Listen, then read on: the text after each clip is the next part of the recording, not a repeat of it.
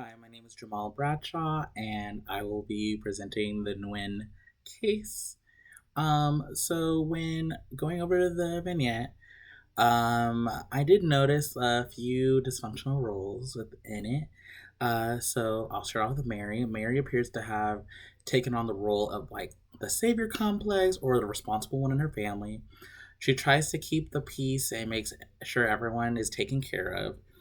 You honestly would not even think that there's any real problems in this family if you just focused on Mary. Next, you have Loretta. Loretta appears to have taken on the role of the enabler.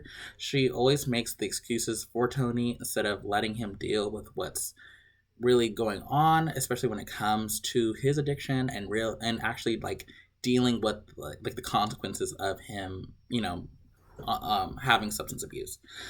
And then when we get to Mark, Mark's role is to be the one with that is the problem child. He takes the pressure off Tony and tries to bring attention back to him by acting out and being angry.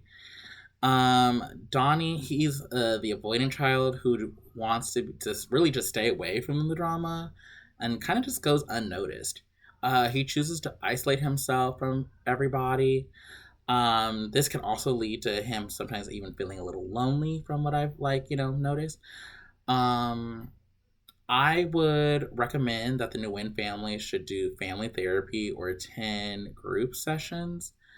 Um, I feel like within them doing that, I feel like it would help them one kind of cope with what's really going on. I it's a lot to to handle when you have someone who is struggling with addiction in the family, and really I think with them having these dysfunctional roles, it's really just so that way they can try to maintain a sort of balance within the family.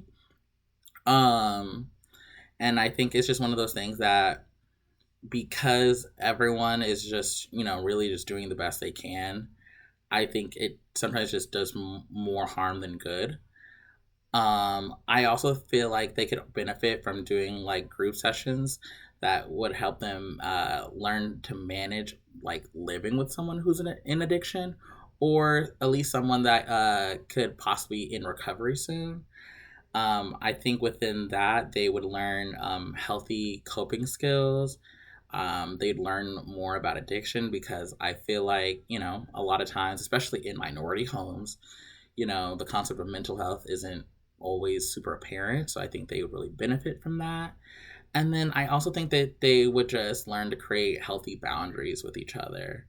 Um, I think that, the Nguyen's, like, they are, I feel like they're, yes, that they are a dysfunctional family, but I don't think that they are beyond, getting the help. I think that that they really would just benefit from just doing the group therapy. And yeah, I think that wouldn't just necessarily just help them, but then they know how to better help Tony, who is the one who is dealing with the addiction.